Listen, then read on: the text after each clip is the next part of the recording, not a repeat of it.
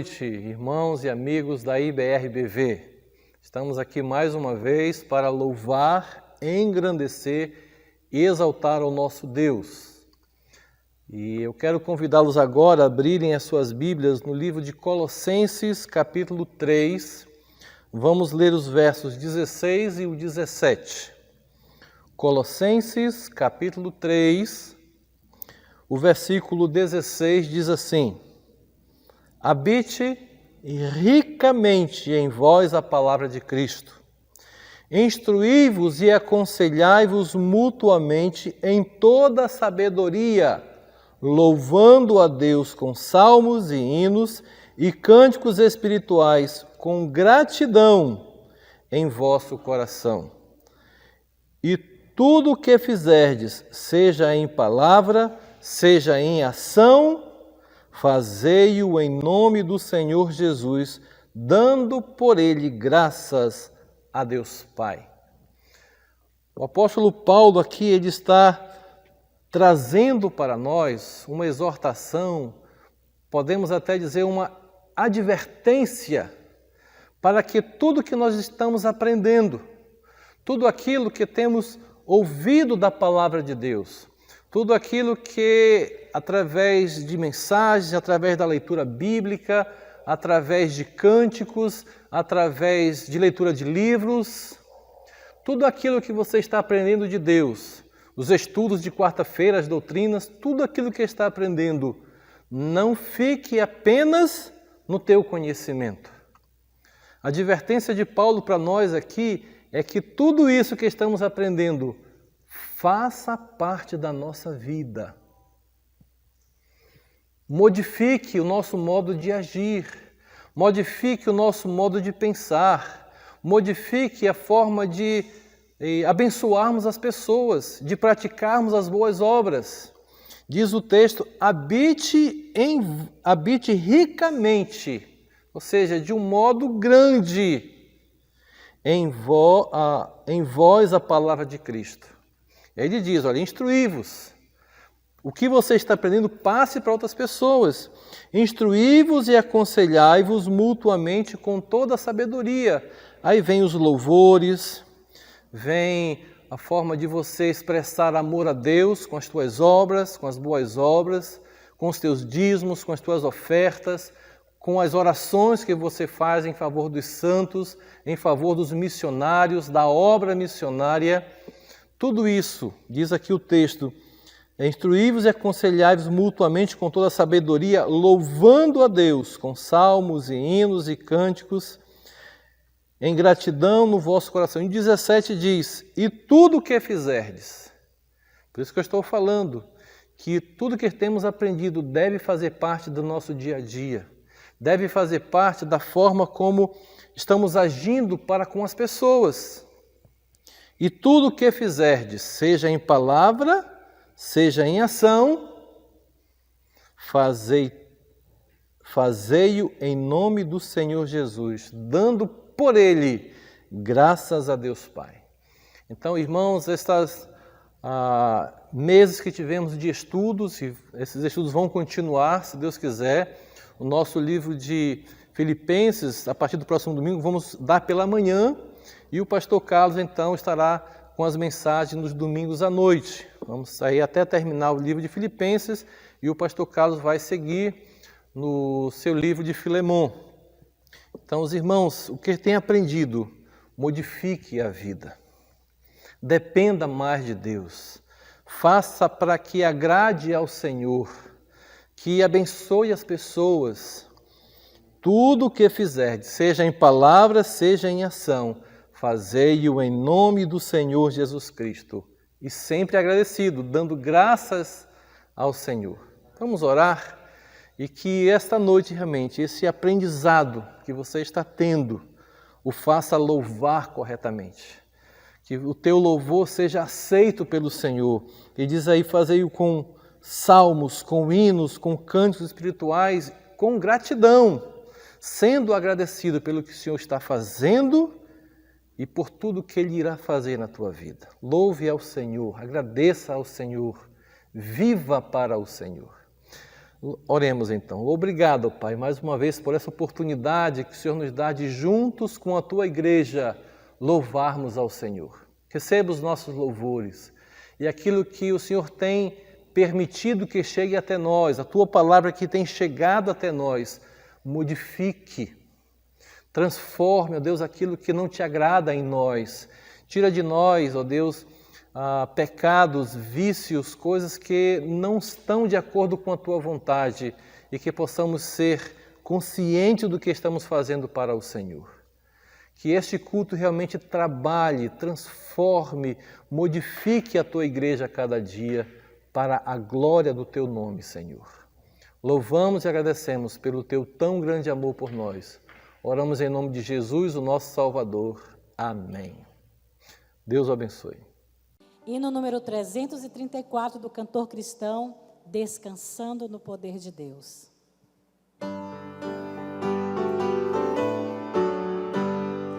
Que consolação tem meu coração, descansando no poder de Deus. Ele tem prazer em me proteger, descansando no poder de Deus. Descansando nos eternos braços do meu Deus, vou seguro, descansando no poder de Deus.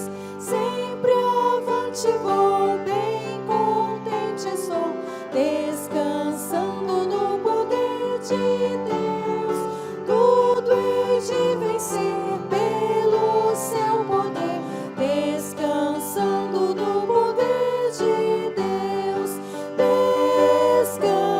Descansando nos eternos braços do meu Deus, vou seguro, descansando no poder de Deus. Não recearei, nada temerei, descansando no poder de Deus. Tenho paz e amor junto ao meu Senhor, descansando no poder de Deus. Descansando nos eternos braços do meu Deus, vou seguro, descansando no poder de Deus.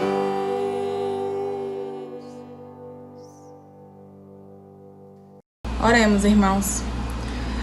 Pai amado, Senhor, te entregamos esse dia, neste domingo, te agradecemos pelo dia que tivemos, por tudo que o Senhor fez em nossas vidas até hoje, nos guardado, nos protegido, nos livrado de todo o mal.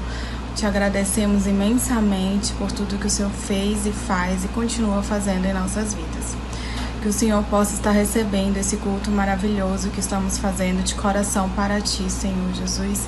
Que o Senhor receba com grande alegria o nosso amor que temos por Ti.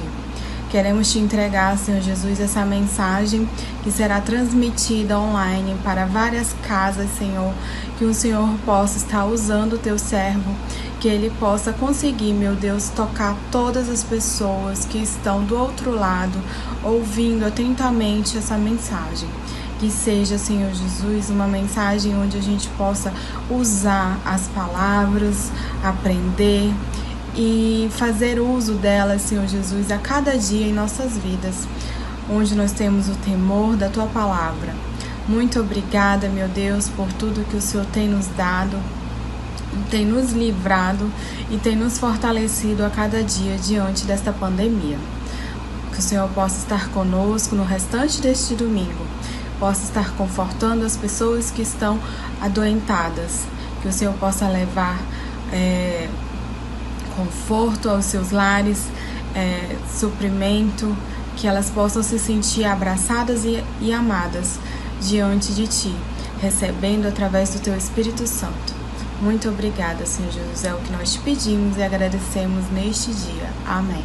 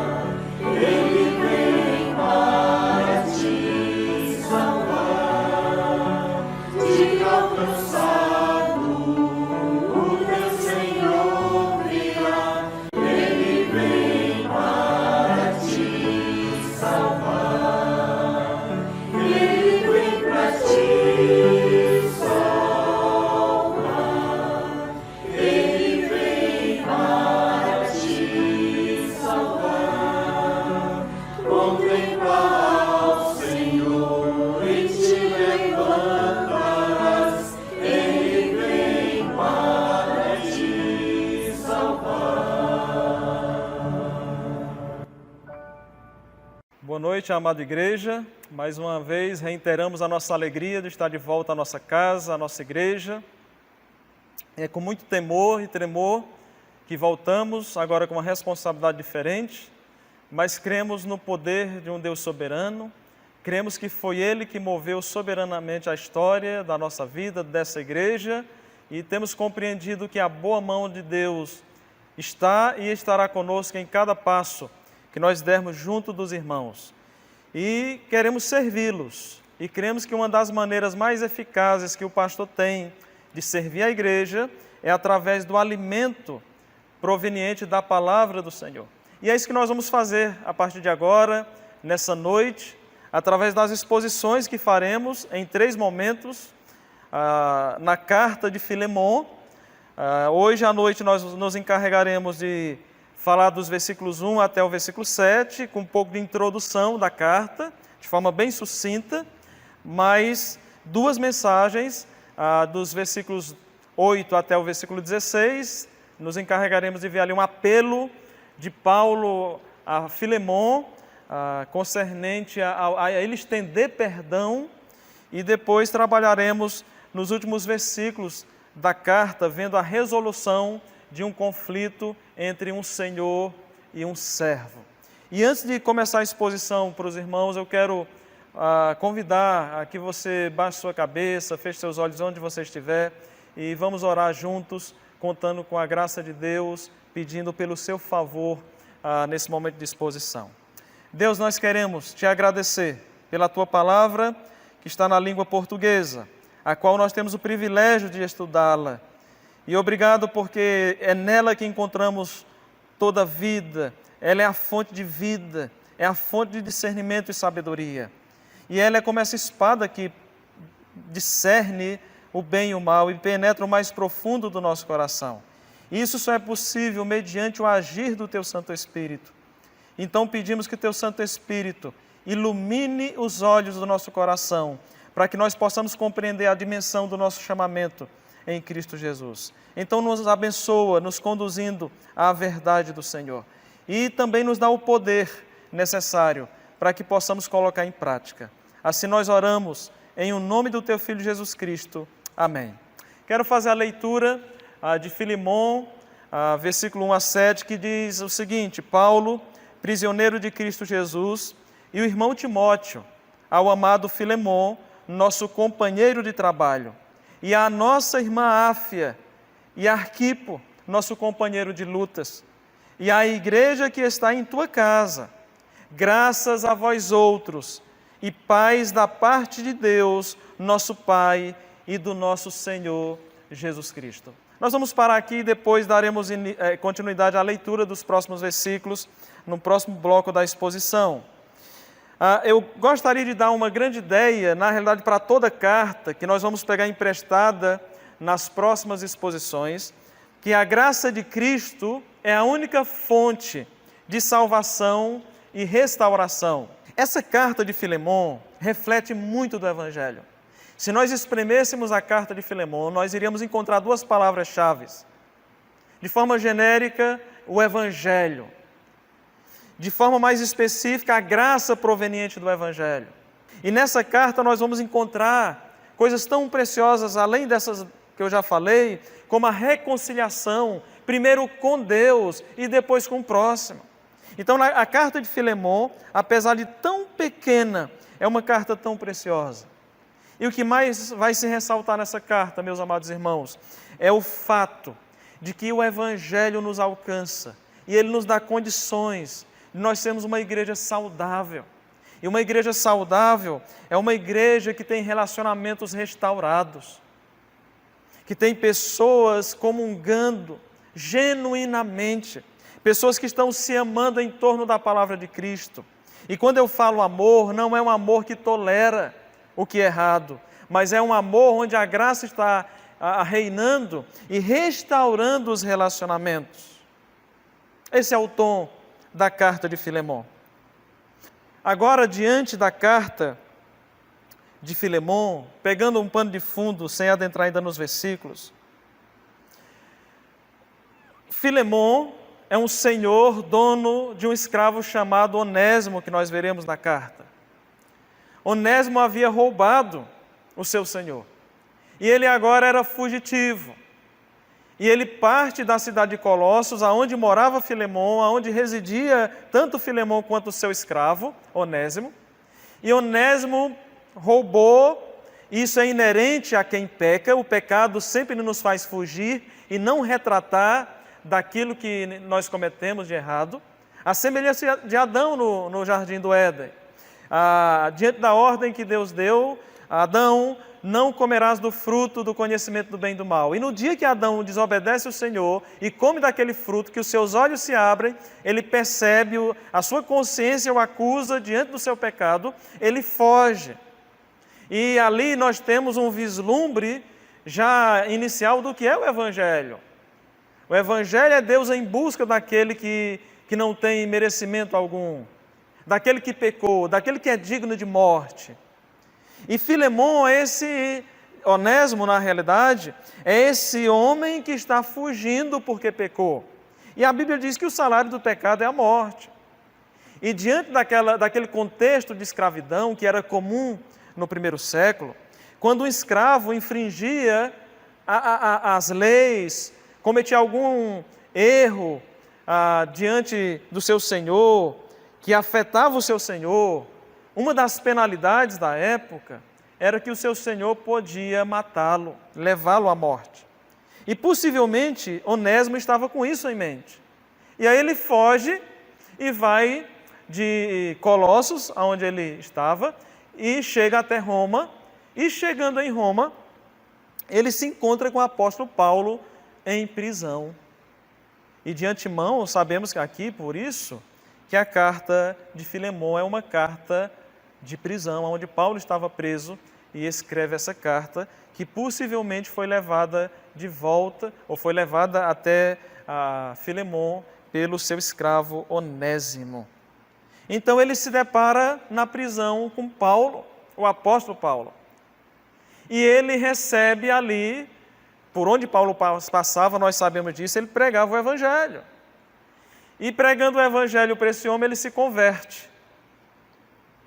E quando ele se converte, e não temos todos os detalhamentos dessa conversa, dessa conversão, o fato é que sabemos que ele tomou uma decisão, mediante a pregação do Evangelho de Paulo. Se você for depois sondar o versículo 10, que nós passaremos adiante por ele, você vai ver que Paulo chama ele de filho na fé, que foi gerado entre algemas. Mas, meus irmãos, isso não é uma coincidência. Nós não cremos em coincidências como cristãos.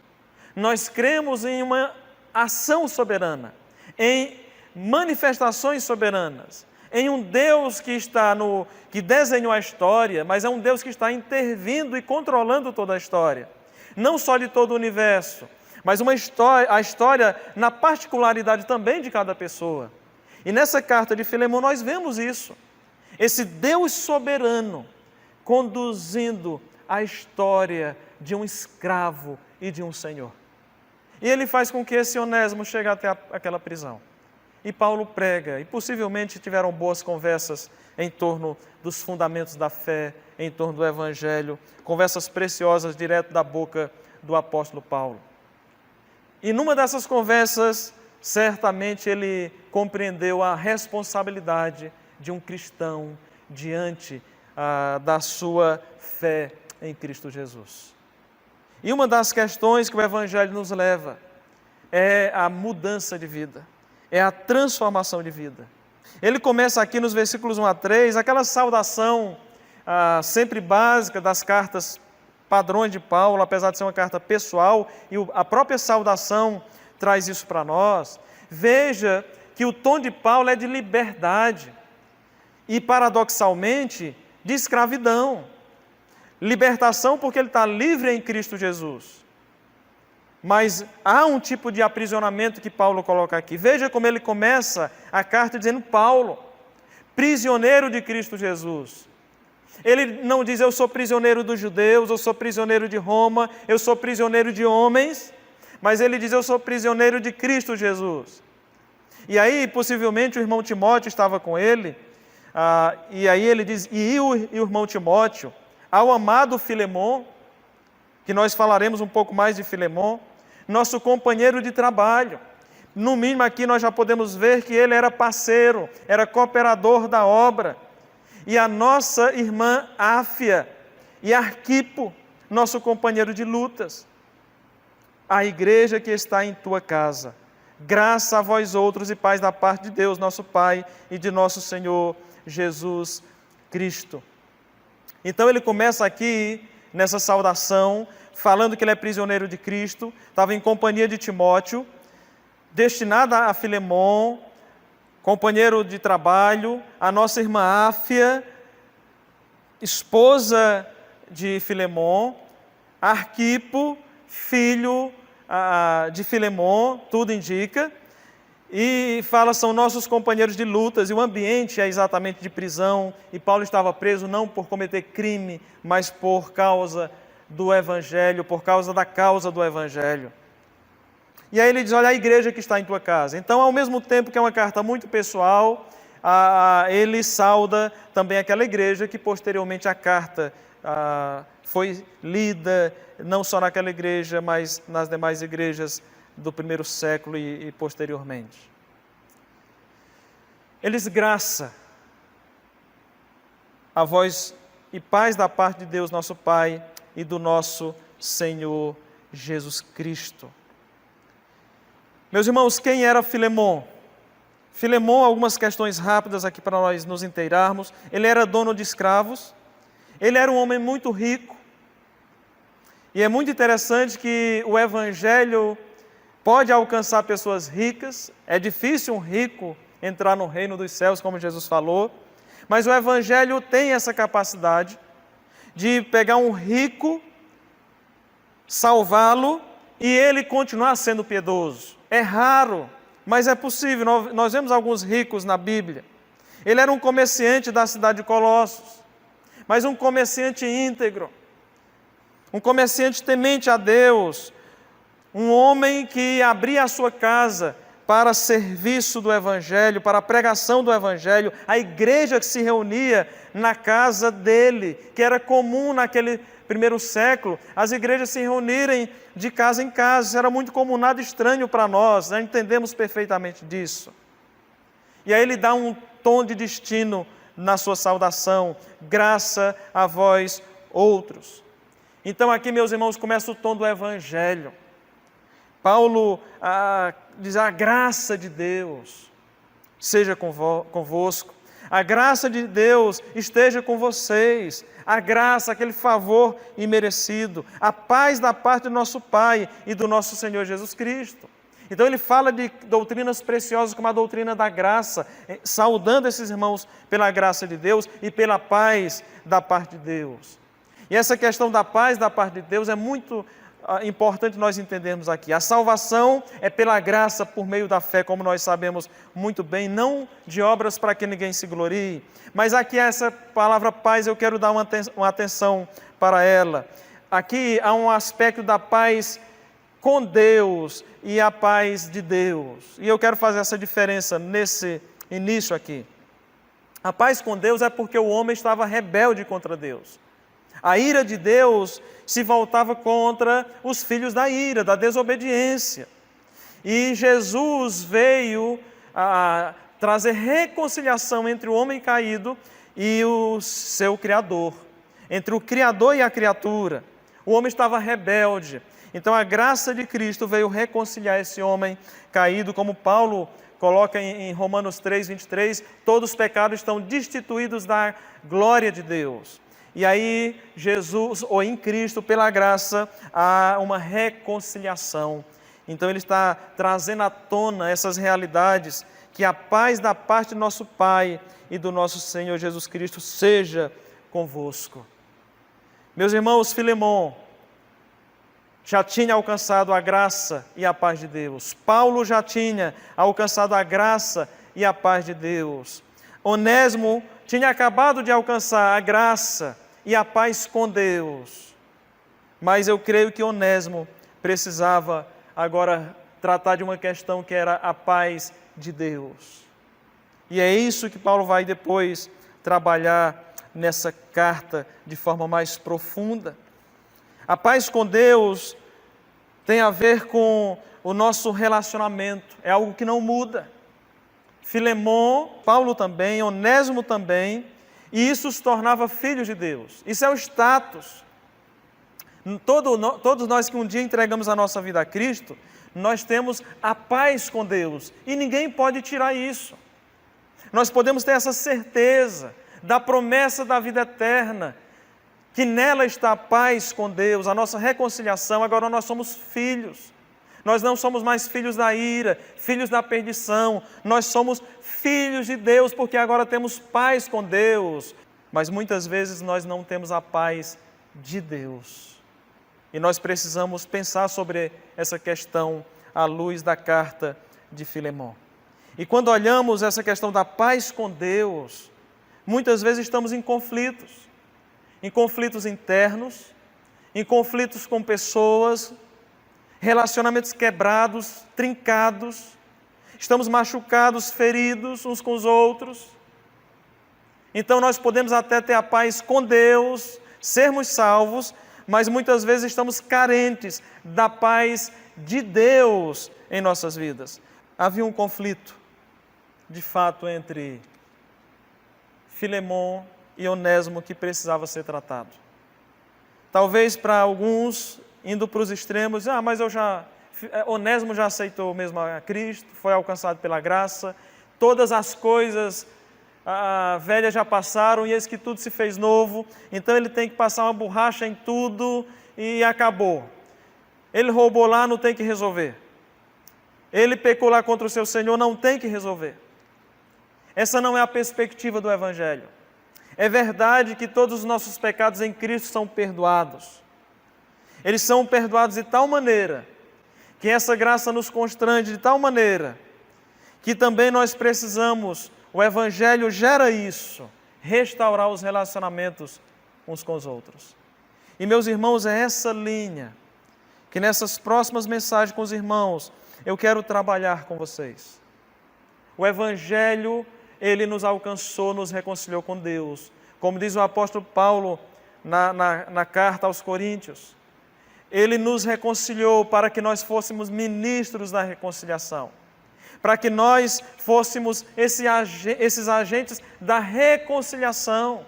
Então a graça, a reconciliação de Cristo que nos alcançou deve reverberar nos nossos relacionamentos. E é sobre isso que nós vamos falar de forma mais profunda nesses tempos. Uma coisa que me chamou muita atenção na vida de Paulo, como ele trata dessa questão e tratou, e vai ser um modelo para nós, de forma prática, como nós tratarmos os nossos relacionamentos quebrados. A maneira que Paulo tratou e encaminhou uma pessoa que estava em conflito com outra pessoa, que tinha pecado contra outra pessoa. E agora Paulo, esse homem sábio, e para nós que somos pastores, quem é pastor sabe disso, precisa tanto da graça de Deus, tanto da sabedoria de Deus, tanto do tato de Deus, para lidarmos com relacionamentos quebrados. E aqui, de alguma maneira, Paulo vai nos instruir, não só a nós, irmãos, de forma geral, mas também isso é um modelo para nós, a liderança, de como tratar, como encaminhar os relacionamentos quebrados, como apaziguar situações complicadas em torno do nosso pastoreio, mas também em torno dos nossos relacionamentos nos princípios de mutualidade na igreja. E uma questão que me chama muita atenção aqui, que é um princípio que nós olharemos aqui de Paulo nos versículos 4 ao versículo 7. Eu vou ler e depois nós vamos destrinchar esse texto, que diz: sempre dou graças ao meu Deus, lembrando-me de ti, Filemon, nas minhas orações, e ao ouvir falar do amor e da fé que tens para com o Senhor Jesus e para com todos os santos, para que a comunicação da tua fé se torne eficaz, no pleno conhecimento de todo o bem que em nós há para com Cristo. Pois tive grande gozo e consolação no teu amor, porque de ti, irmão, os corações dos santos têm sido reanimados. Aqui Paulo, ele faz algo muito precioso. Ele constrói um pensamento, um argumento, um ambiente favorável para restauração de relacionamentos. Aqui nós vamos perceber a preciosidade de Paulo, como ele está interessado naquilo que é papel do Evangelho, que o Evangelho não apenas oferece para as pessoas caídas, pecadoras, perdidas, estendendo a graça, as boas novas do Senhor para ela, garantindo a vida eterna, a libertação da condenação eterna, mas dessa paz com Deus, mas também o Evangelho, ele traz para nós, enraizado em si, essa prática cristã de a paz de Deus que norteia os relacionamentos uns com os outros. De antemão, eu quero suscitar uma pergunta para nós. Nós vamos ver aqui Paulo sendo um homem pacificador, sendo um homem que sabe gerenciar conflitos diante desses relacionamentos quebrados. É um homem que cria ambiente para a restauração. Paulo não era aquele homem que dizia: tá bom, eu sou salvo mesmo, eu dou um boi para não entrar numa briga e uma boiada para não sair dela. Alguém que fala um tipo de coisa dessa e diz que o Evangelho o alcançou, tem um problema de compreensão ou um problema de salvação.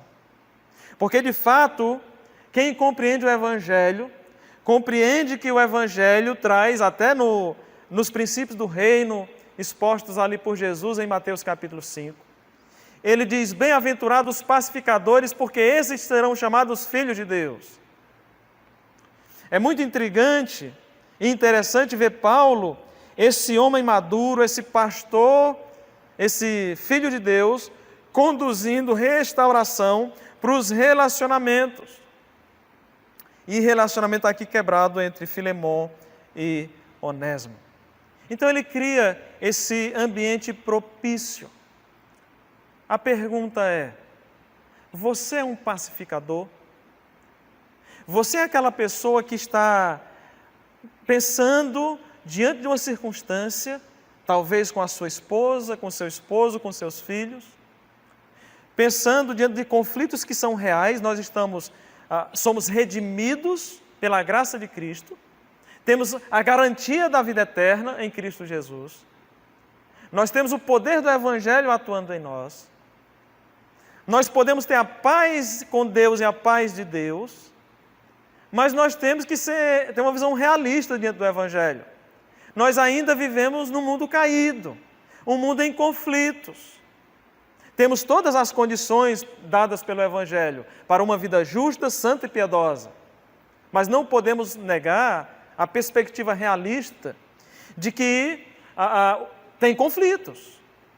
Não precisa eu ir muito longe, só quero trazer à memória a nossa casa. Talvez aquele momento de ira, explosões, discordâncias, uma briga ou outra, pasmem, mesmo sendo cristãos. O fato é, a nossa vida cristã deve ser assim indeterminadamente? Claro que não. É verdade que estamos no mundo caído, mas nós precisamos compreender que o Evangelho, ele nos leva a uma perspectiva de restauração, uma perspectiva de vidas que glorificam o nome de Deus. O Evangelho diz: aquele que roubava, não roube mais.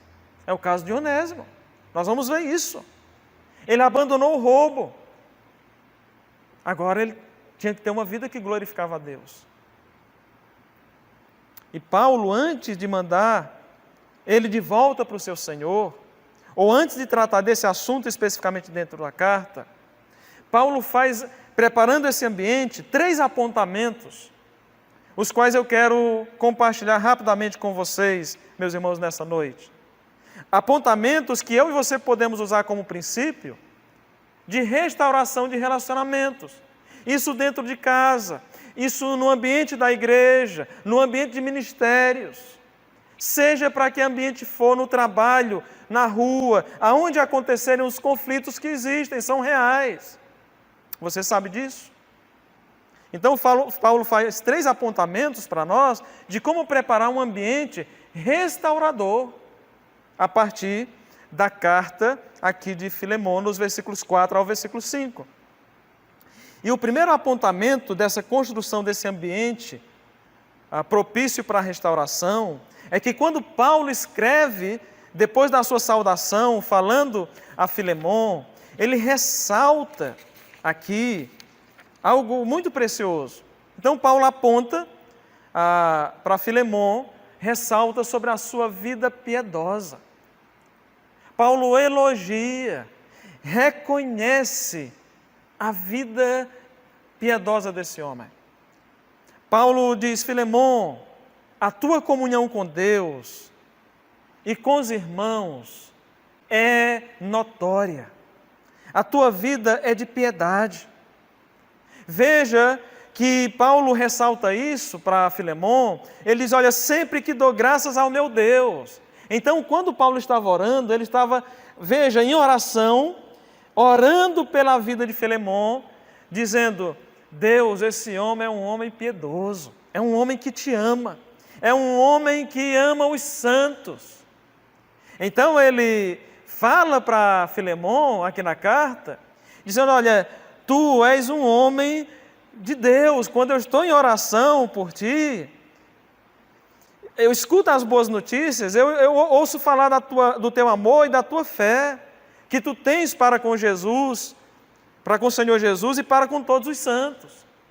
Então Paulo, de certa maneira, ele está afofando, preparando o coração desse homem para mais adiante uma resolução de conflito. Obviamente nós não podemos confundir o apontamento de Paulo para a vida piedosa de Filemão e ressaltando essa comunhão de Filemão que ele tinha com Deus e também a preocupação e cuidado dele com os santos, essa comunhão, como um ato de bajulação. Muitas pessoas vão para o extremo e dizem: mas eu não vou bajular ninguém, então eu não vou tecer nenhum elogio para ela. Isso não é saudável. A quem honra, honra. É o que Paulo está fazendo aqui. Ele está reconhecendo genuinamente que Filemão era um homem piedoso. Meus irmãos, é tão encorajador quando alguém chega para o outro e diz: meu irmão, eu tenho percebido o quanto você tem se dedicado ao Senhor. Eu tenho percebido que você tem crescido em fé, que você tem crescido em graça, que você tem crescido em comprometimento. Muitas pessoas vão esperar a hora da morte e olhe lá para colocar na lápide da pessoa dizendo: aqui jaz fulano de tal e ele fez isso. Não é esse tipo de pensamento que nós devemos ter. Enquanto vida tem a pessoa aqui na terra, nós temos que honrá-la, nós temos que elogiá-la dentro dos parâmetros bíblicos. Isso faz parte, isso é importante, isso é encorajador. Quando ouvimos uns dos outros que estamos caminhando com o Senhor, que Deus tem usado a vida uns dos outros, isso não pode ter o entendimento e a interpretação errada. Isso é bajulação. Não, isso é honrar diante de Deus a homens piedosos e mulheres também piedosas. Paulo teceu, sim, Filemon de elogios. Meus irmãos, ele queria ressaltar, ele queria que de alguma maneira Filemon enxergasse o Evangelho na sua vida. E ele começa fazendo esse primeiro apontamento, apontando para a vida piedosa de Filemon, o seu relacionamento com Cristo e o relacionamento dele para com os santos em Cristo Jesus. Você pode ver isso nos versículos 4 e versículo 5 e parte do 6, ele falando dessa vida piedosa. O segundo apontamento que nós vemos aqui de Paulo para Filemon é que ele ressalta para ele, fala diretamente para ele, diz: Filemon, a tua fé é uma fé viva. Paulo reconhece que a fé de Filemon não era uma fé de boca para fora. E aqui é aquilo que eu tratei no início, sobre que o cristianismo ele é marcado não apenas de dogmas e fundamentos da fé cristã. Parte daí, e isso resulta numa fé prática. E Tiago trabalhou sobre essa temática. Tiago disse que nós devemos ter uma fé viva e não uma fé morta. E uma fé viva, ela é acompanhada de boas obras, de atitudes. A fé viva, ela não é pautada em belos discursos desprovidos de atitudes práticas. O Evangelho nos chama para a responsabilidade de demonstrar com nossa vida que de fato somos filhos de Deus, que de fato fomos alcançados pelo Evangelho do Senhor Jesus Cristo. E Paulo está animando a fé desse irmão, encorajando esse irmão, dizendo: a tua fé está posta em ação. Ele diz aqui: para que a comunicação da tua fé se torne eficaz no pleno conhecimento de todo o bem que há para conosco em Cristo Jesus. Esse homem, como ele disse na saudação, ele era um cooperador. Em termos práticos, como é que nós podemos ver a fé viva de Filemon? Ele, primeiro, era um homem piedoso, um homem que não era avarento, porque a tendência de pessoas ricas sem Deus, elas serem avarentas, a riqueza ser o seu próprio Deus, Mamon ser o Deus da sua vida, diferentemente de Filemon. Filemon era um homem rico, comerciante, mas isso era apenas um ganha-pão para ele. Era apenas um instrumento para que o reino de Deus se expandisse, a glória de Deus se manifestasse através do seu comércio, através do seu ganho. E ele era um homem desprendido, generoso. Era um homem que estava glorificando a Deus com suas rendas também. Mas ele recebia pessoas na sua casa. Eu fico imaginando esse homem abrindo sua casa para uma célula, para um pequeno grupo, para uma reunião de oração, para um encontro informal com os irmãos. No caso de Filemon, ele abria para cultos na sua casa. Era um homem desprendido, era um homem generoso, era um homem que tinha uma fé em ação. E Paulo aponta para a fé viva desse homem. Meus irmãos, como é encorajador ver esse homem, Paulo, construindo um ambiente para a restauração de relacionamento. E o terceiro apontamento de Paulo aqui no texto, dos versículos 4 ao versículo 7, que nós podemos enxergar, é que Paulo aponta para Filemon, ressalta para Filemon, que ele era motivo de encorajamento para os irmãos. Isso nós podemos perceber no versículo 7, que diz: pois tive grande gozo e consolação no teu amor, porque em ti, irmão, os corações dos santos têm sido reanimados.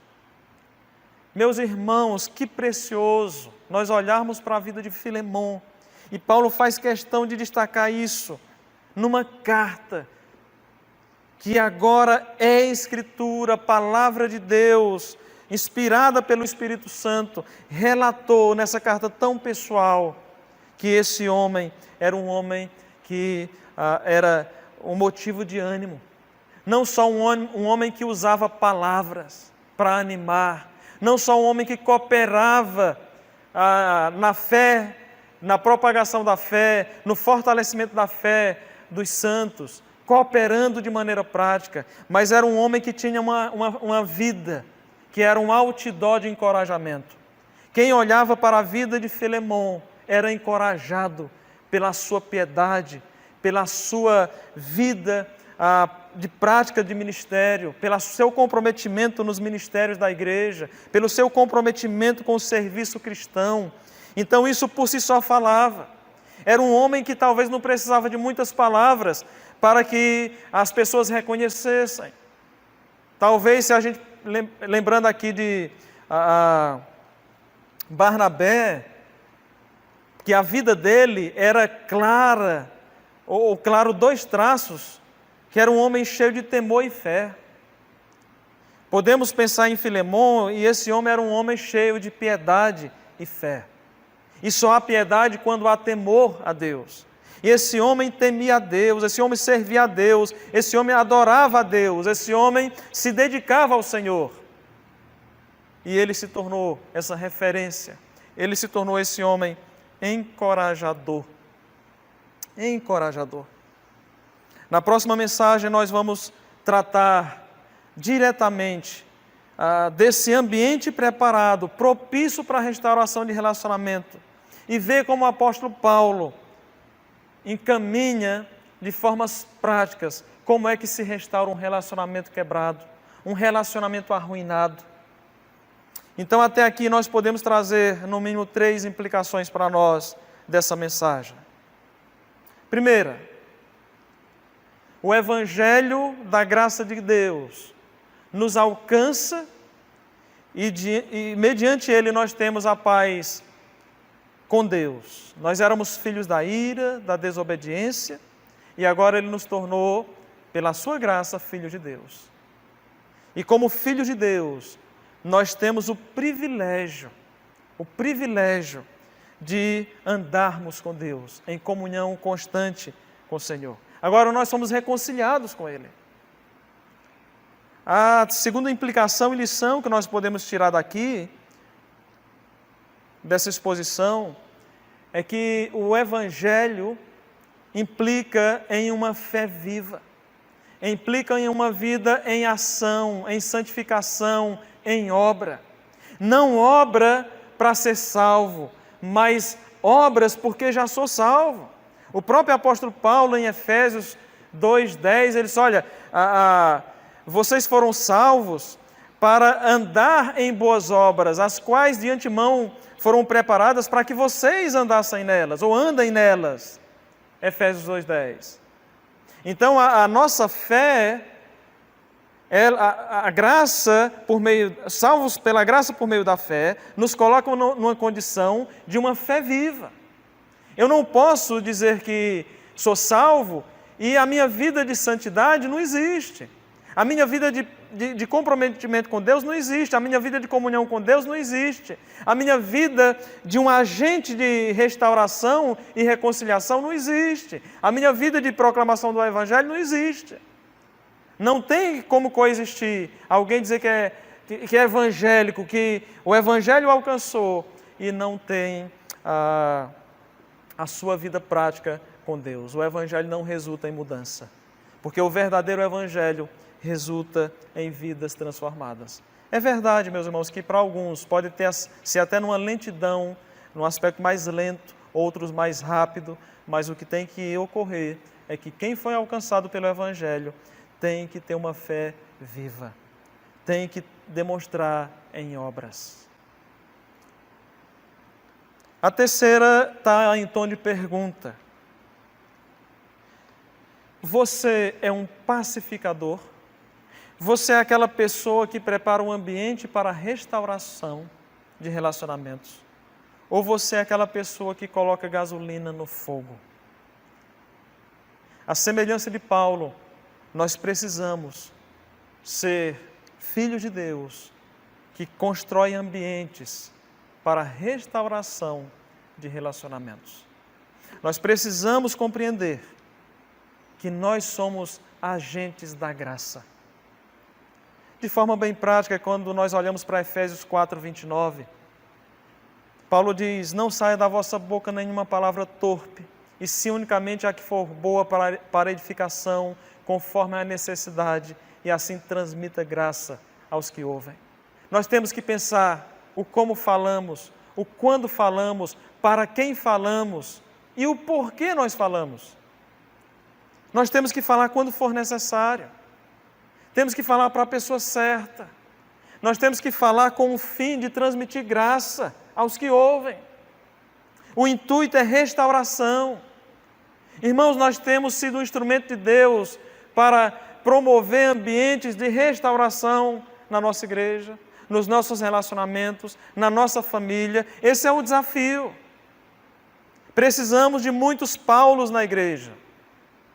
Precisamos de muitos Paulos. Na realidade, que todos fossem Paulos, metaforicamente falando. Pessoas que constroem ambientes de restauração.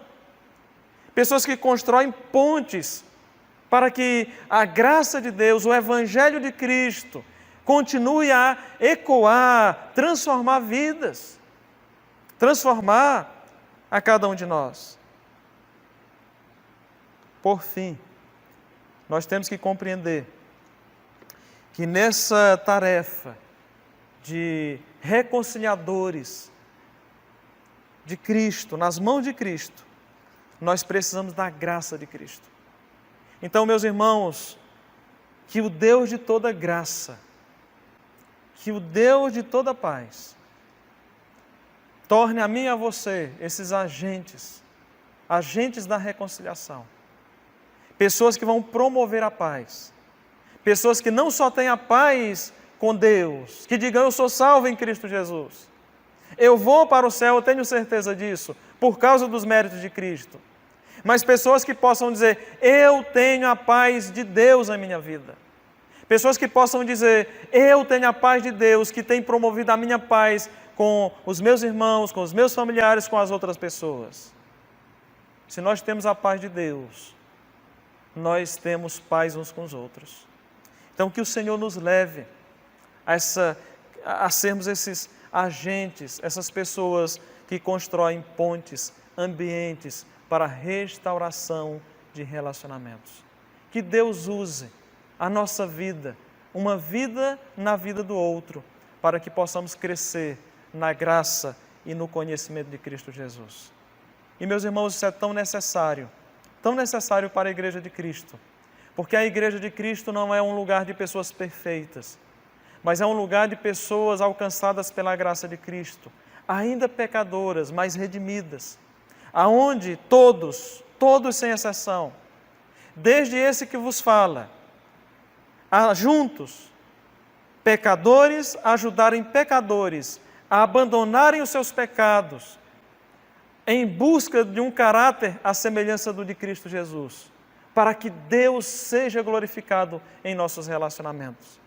Então, que construamos pela palavra de Deus, pela graça de Cristo, rendidos à soberania de Deus, uma igreja saudável. E uma igreja saudável, ela tem relacionamentos saudáveis.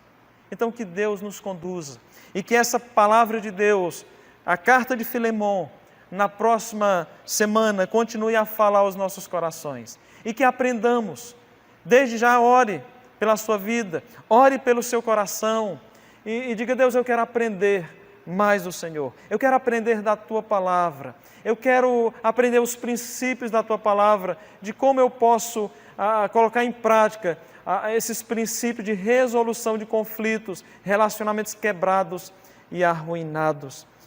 Que Deus, meus irmãos, nos ajude e que nos coloquemos disponíveis em Suas mãos. Vamos orar.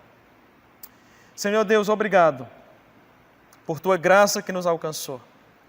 Obrigado porque nós temos a paz com o Senhor. E obrigado pela possibilidade de nós termos a paz do Senhor norteando, trazendo um apaziguamento em nossos corações e as nossas mentes. E aquele que tem a paz do Senhor está em paz uns com os outros. Quem não tem a paz do Senhor está em conflito uns com os outros. E nós pedimos, ó Pai, que se porventura nós temos algum tipo de conflito com alguém que precise ser resolvido, que o Teu Santo Espírito nos incomode, nos leve a procurar essa pessoa e resolver. Se a gente não sabe ainda como resolver, que a próxima mensagem aprendemos mais princípios e passos bíblicos, não receitas prontas, mas princípios bíblicos de como nós podemos, à luz das Escrituras, debaixo de sabedoria e temor, buscar resolver todos os nossos conflitos mal resolvidos, relacionamentos mal resolvidos, conflitos existentes. Então derrama a Tua graça sobre nós, Teu povo, sobre a Tua igreja. E eu peço, ó Pai, que o Teu amor, a graça do Teu Filho Jesus Cristo, a comunhão e a consolação do Teu Santo Espírito paire sobre todos nós, agora e para todos sempre, em Cristo Jesus. Amém. Meus irmãos, que Deus abençoe a todos e até a próxima semana. Hino número 398 do cantor cristão, Sou Feliz.